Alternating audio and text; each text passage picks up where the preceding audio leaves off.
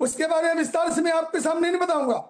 तो ये हमारे आंदोलन का ही परिणाम है कि जो एमपी जो मिल रहे हैं, श्रम मंत्री से हो, वित्त मंत्री जी से मिल रहे हो, अपनी बात वहां कुछ एमपी जो है हमारे जो संरक्षक है, शुभचिंतक है, वो माननीय प्रधानमंत्री जी से मिले हैं।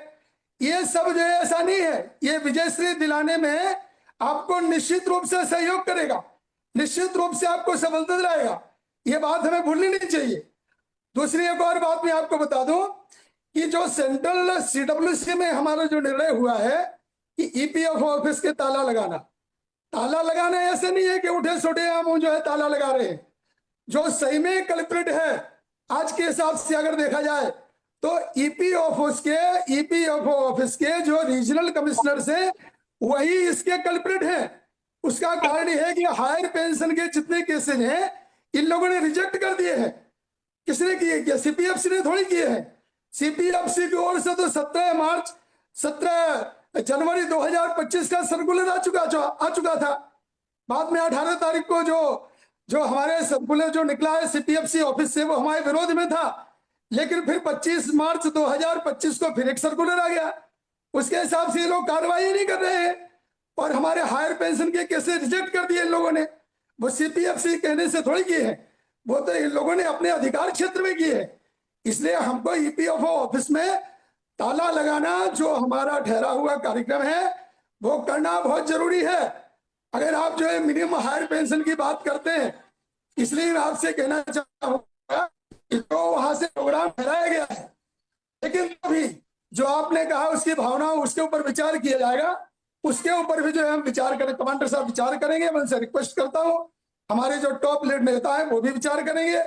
लेकिन मैं आप एक और बात से बात कहना चाहूंगा विशेष करके कि जिन एमपीज ने हमें मदद की है, जो हमें मदद करने के लिए तैयार है, इसी दौरान हम अपनी नोटिस जगह देंगे। जो भी है कमांडर साहब जैसा बताएंगे, जैसा अप्रूवल देंगे कि नोटिस कब की दी जाए, जल्दी नोटिस देना जरूरी है। ये भी सही है। सोए कमांडर साहब से हमारी बात हुई थी, उन्होंने कहा जल्दी नोटिस भेजिए। उसके लिए जो है आप सबकी अनुमति के लिए आज की मीटिंग है, तो हम नोटिस भी भेजेंगे। लेकिन उसी दरमियान ये जो कार्यक्रम है हमारे ठहरे हुए सीडब्ल्यूसी के, वो हमको करने ही पड़ेंगे, वो बहुत आवश्यक है। सब चिंतन मनन विचार करके जो निर्णय लिया गया है, ऐसे नहीं निर्णय लिया गया है।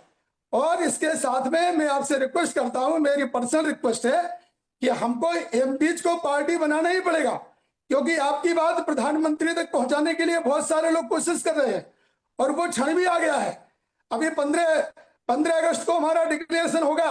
जो डेडलाइन कमांडर साहब ने दी थी वो ऐसा नहीं था, एक जो है पूरे भारतवर्ष से मांग उठी और उसका विचार जो कमांडर साहब को पता है जो हो रहा था कि शायद प्रधानमंत्री जी घोषणा कर देंगे। लेकिन आपको पता है मोदी जी की सरकार है, मोदी जी आश्चर्यचकित कर देते हैं सबको निर्णय लेते समय। हम लोगों ने कहा कि 15 अगस्त को करो, तो 15 अगस्त को क्यों करेंगे? हो सकता है आगे पीछे करें। तो हम आशावादी रहें और हमारे डिप्लोमेटिक एफर्ट्स भी हम चालू रखेंगे, वो हमको बंद नहीं करने हैं। और संगठन विस्तार के ऊपर भी हमको विचार करना पड़ेगा। हम बड़े बड़े आंदोलन की बात कर रहे हैं कि हम सीपीएफसी ऑफिस में वहां ताला लगाएंगे, वहां आंदोलन करेंगे। उसके लिए आपको योजना बनानी पड़ेगी, हर स्टेट के लोग जो है उसमें चेन में शामिल हो, और इस प्रकार से हमको अलग अलग एप्लीकेशन देने पड़ेंगे। एक एप्लीकेशन जो है वहां मान्य नहीं होती है, उसको हमको पूरी योजनाबद्ध तरीके से करना पड़ेगा।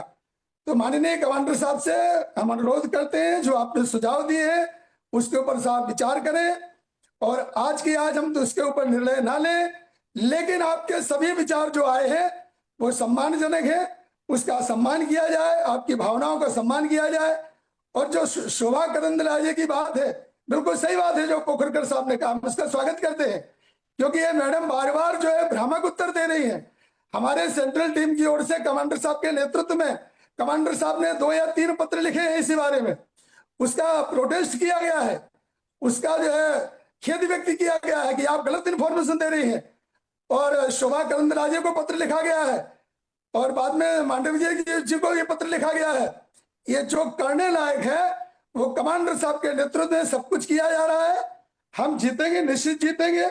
आप जो है फुल मीटिंग में संख्या पूरी थी, और जो सुझाव आए वो सब हमने नोट किए हैं, और उस पर ही विचार करके अच्छे निर्णय लेंगे जो सबके हित में होंगे।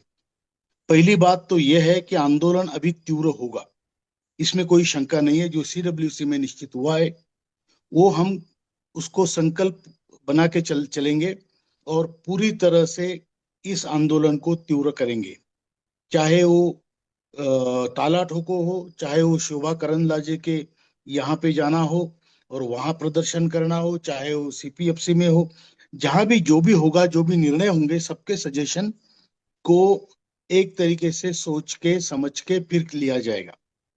और निराश होने की बात ही नहीं है। हम लड़ने वाले हैं, 10 साल से लड़ रहे हैं। अभी तो आखिरी मौका है, उसमें हम झुकेंगे नहीं, थकेंगे नहीं, रुकेंगे नहीं। हमें ये देखना है कि अभी जो आंदोलन होगा इफेक्टिव होना चाहिए, और उसके लिए हम तीव्रता से आंदोलन करेंगे। जो भी आंदोलन करेंगे तीव्रता से करेंगे। निर्णय आज हम नहीं लेंगे क्योंकि बहुत सारे सजेशंस है। इसको एक धागे में पिरो के कैसे ज्यादा से ज्यादा सजेशंस को हम कैसे अकोमोडेट कर सकते हैं, ये देखेंगे। और जो भी आंदोलन होगा ये आर पार की लड़ाई होगी, इसमें कोई शंका नहीं है। क्योंकि इसके बाद की स्टेप सिर्फ आमरण अनशन है, आत्मदाह है। तो वो स्टेप्स तो अभी आज हम क्लियर नहीं कर रहे हैं, लेकिन जब तक जहां तक हमने डिक्लेयर किया है वो तो सीडब्ल्यूसी में वैसे डिक्लेयर हो गया है। लेकिन जो स्टेप बाय स्टेप हम कर रहे हैं अभी, ये ताला ठोको आंदोलन, शोभा करंदलाजे के यहाँ पे जो पोखरकर साहब की सलाह है, बहुत अच्छा सुझाव है और हम करेंगे। और इसके अलावा भी कुछ होगा तो हम उसमें करेंगे, लिखेंगे, और चर्चा करने के बाद इसका फाइनल डिसीजन होगा और आप सभी को उसमें संतुष्टि होगी। क्योंकि कई बार होता है कि हम जब शांतिपूर्ण आंदोलन करते हैं तो लोग बोलते हैं तीव्र होना चाहिए, जब तीव्र करते हैं तो बोलते हैं मुश्किल हो जाएगा। ऐसा ऐसा ऐसा नहीं चलेगा। जो अभी पहले शांतिपूर्ण किया हमने, अभी तीव्र करना है, तो अभी ये नहीं कि नहीं ऐसा नहीं होगा, लोग नहीं आएंगे। क्यों नहीं आएंगे भाई? इसका मतलब आप सक्षम नहीं है। आपको तो लोगों के पास जाना चाहिए।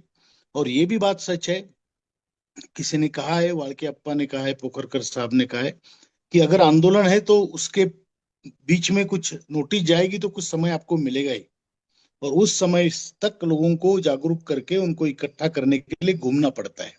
एक जगह बैठ के आप आंदोलन नहीं कर सकते। हम भी सेंट्रल टीम है लेकिन पूरे देश में घूमते हैं, तभी वो आंदोलन बढ़ता है। आप बोलेंगे नहीं हमारे राज्य में तो लोग जमा नहीं होते, मतलब आप कांटेक्ट नहीं कर रहे हैं। तो करिए, लोगों को जागरूक कीजिए, वही हमारी स्ट्रेंथ है, बाकी कुछ नहीं हमारे पास। इतना ही कहता हूँ। सभी को बहुत बहुत धन्यवाद, बहुत अच्छे सुझाव आए, और आप सभी को आने वाले समय के लिए बहुत बहुत शुभकामनाएं।